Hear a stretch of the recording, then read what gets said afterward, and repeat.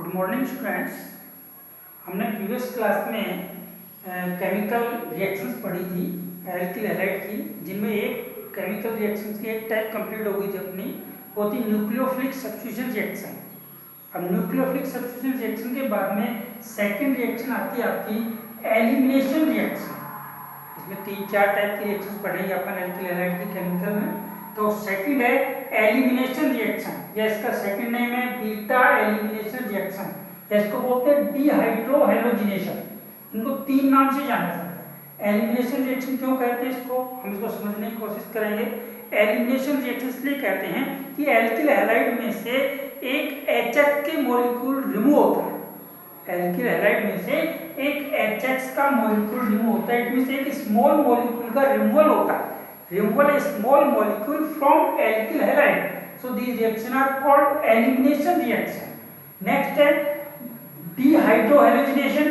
Dehydrohalogenation means alkyl halide में से HX molecule का removal होता है। HX means hydrogen halide. Removal of hydrogen halide from alkyl halide. So this reaction is called dehydrohalogenation. HX molecule removed. एक है beta elimination reaction. Beta elimination reaction क्यों कहते हैं इसको, क्योंकि बीटा पोजीशन से कार्बन चेन की बीटा पोजीशन से हाइड्रोजन एटम का रिमूवल होता है। इट मींस हाइड्रोजन एटम का जो रिमूवल होता है वो बीटा पोजीशन से होता है। अपने एक एग्जांपल लेंगे, उस एग्जांपल में क्लियर होगा कि अल्फा पोजीशन से हैलोजन का रिमूवल होता है और बीटा पोजीशन से हाइड्रोजन का रिमूवल होता है। तो टोटली मिलाएं तो अपने पास में HX मॉलिक्यूल रिमूव होता है from alkyl halide. So these reactions are called elimination reaction or dehydrohalogenation. Dehydrohalogenation reaction means hydrogen halide का removal of hydrogen halide from alkyl halide. देखिए इसकी डेफिनेशन देखिए एलिमिनेशन रिएक्शन की। alkyl halide react with alcoholic KOH to give alkene. ये general इसकी definition है एक elimination reaction की। alkyl halide react with alcoholic KOH to give alkene. अब हम एग्जांपल लेते हैं CH2CH2X, ये आपके पास alkyl halide है, react with alcoholic KOH।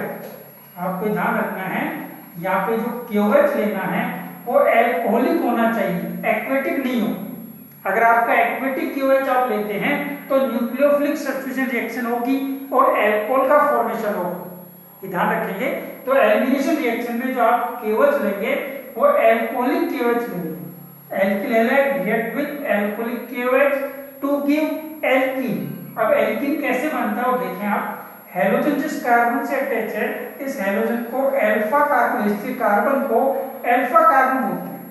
जिस कार्बन के ऊपर कोई ग्रुप लगा हुआ है, और यहाँ ग्रुप कौन है, हैलोजन, तो हैलोजन जिस कार्बन से अटैच है वो कार्बन अल्फा कार्बन है, और इसका नियरेस्ट कार्बन जो होता है उसे कहते हैं बीटा कार्बन। आगे और कोई कार्बन आता है उसको कहते हैं गामा कार्बन। तो इस तरीके से अल्फा बीटा कार्बन एटम का डिटरमिनेशन किया जाता है। जिस कार्बन से कोई भी ग्रुप लगा हुआ है वो कार्बन अपने आप में अल्फा कार्बन कहलाता है, और उसके जस्ट पास वाला कार्बन बीटा कार्बन है। तो आप इसमें देखिए अल्फा कार्बन से हाइड्रोजन अटैच है, इसको मैं नीचे लिख देता हूँ समझने के लिए ये। और बीटा कार्बन में 2 हाइड्रोजन है, एक हाइड्रोजन को अपन नीचे लिख देते हैं। तो बीटा पे बीटा से हाइड्रोजन का रिमूवल होता है, अल्फा से हैलोजन का रिमूवल होता है। कैसे होता है इसको समझने की कोशिश करें। अल्फा पे जो हैलोजन अटैच है तो हैलोजन की इलेक्ट्रोनेगेटिविटी कार्बन से ज्यादा है, तो शेयर्ड इलेक्ट्रॉन किस पे जाएगा, हैलोजन पे। तो हैलोजन पे नेगेटिव चार्ज और इस कार्बन पे पॉजिटिव चार्ज। अब देखो यहाँ ये कार्बन इलेक्ट्रॉन डिफिशिएंट हो गया, इलेक्ट्रॉन डिफिशिएंट कार्बन हो गया, कार्ब कैटायन बन गया। अब इसको कंप्लीट करने के लिए बीटा कार्बन से एक प्रोटॉन रिमूव होता है, और ये जो शेयर्ड इलेक्ट्रॉन है ये इस कार्बन के पास चले जाते हैं। तो यहाँ से बीटा से हाइड्रोजन का रिमूवल और अल्फा से हैलोजन का रिमूवल। तो आपके पास कौन रिमूव हो गया, HX मॉलिक्यूल, और यहाँ सिंगल बॉन्ड की जगह कौन आ गया, डबल बॉन्ड। तो आप देखिए RCH डबल बॉन्ड CH, ये आपका एल्कीन का फॉर्मेशन हो गया, और प्लस में HX मॉलिक्यूल का रिमूवल हो गया। तो एक हाइड्रोजन हैलाइड का रिमूवल है, इसलिए इसको कहते हैं डिहाइड्रोहैलोजिनेशन। और बीटा कार्बन से हाइड्रोजन का रिमूवल हो रहा है तो हम इसे कहेंगे बीटा एलिमिनेशन रिएक्शन। तो ये एलिमिनेशन रिएक्शन का एक जनरल एग्जांपल है। अब आप इसको इस तरीके से ले सकते हैं CH3 CH2 CH2X alcoholic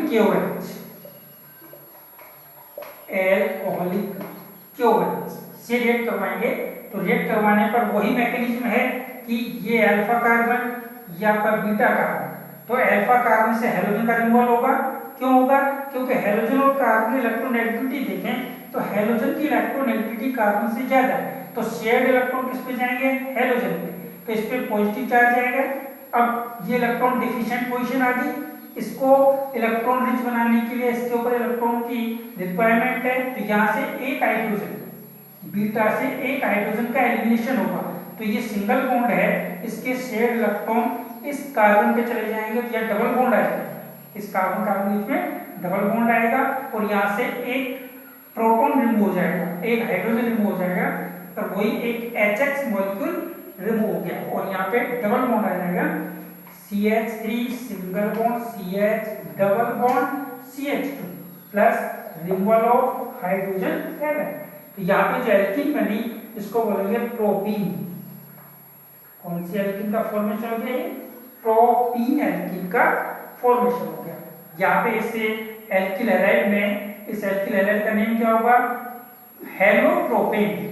X की जगह अपन मान लो Cl लेते हैं तो इसको बोलेंगे क्लोरोप्रोपेन, क्लोरोप्रोपेन। और यहाँ पे आप X लेंगे, X की जगह Cl लेंगे, HCl मॉलिक्यूल रिमूव हो गया और एल्कीन का फॉर्मेशन हो गया। इसे कहते हैं एलिमिनेशन रिएक्शन।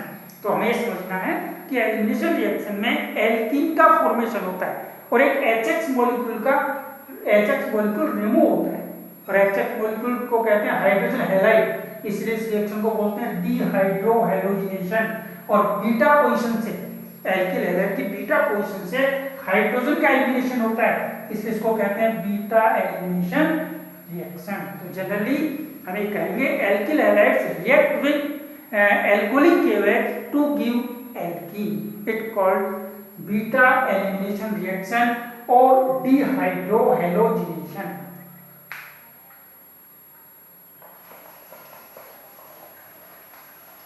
अब हम एल्किल हैलाइड की रिएक्टिविटी को देखें कि जो एल्किल हैलाइड अपन एल्कोहलिक KOH से रिएक्ट करवा रहे हैं उसकी रिएक्टिविटी क्या होगी?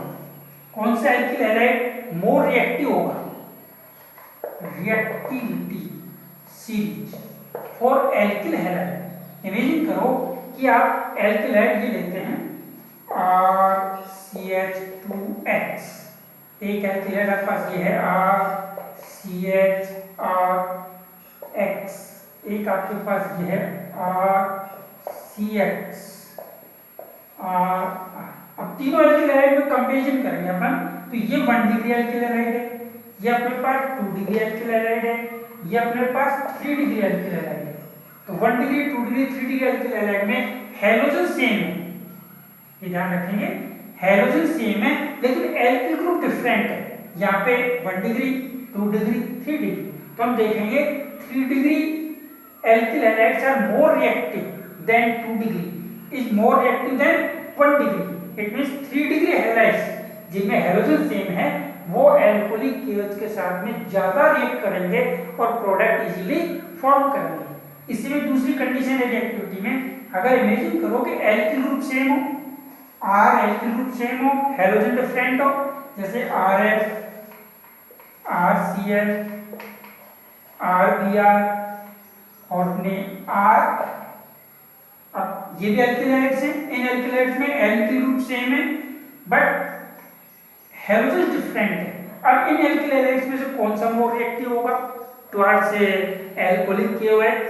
Alkyl iodide more reactive then alkyl bromide is more reactive then alkyl chloride is more reactive then alkyl fluoride, क्योंकि एल्किल आयोडाइड जो है इसमें आयोडीन का साइज बड़ा होता है और हाइड्रोजन का साइज बड़ा होगा तो आर के बीच की बॉन्ड लेंथ ज्यादा होगी, और बॉन्ड लेंथ जितनी ज्यादा होगी उसको इजीली क्लेवेज किया जा सकता है, उसको इजीली ब्रेक किया जा सकता है। इसीलिए alkyl iodide is more reactive towards alcoholic KOH in elimination reaction. तो ये इनकी रिएक्टिविटी सीरीज है कि कौन सा एल्किल हैलाइड एल्कोहलिक केएच के साथ में मोर रिएक्टिव होगा और इजीली एल्कीन का फॉर्मेशन करेगा। तो एक तो टर्शियरी एल्किल हैलाइड और एक सेकंड नंबर पर हमें लर्न रखना है कि alkyl iodide these are more reactive in elimination reaction।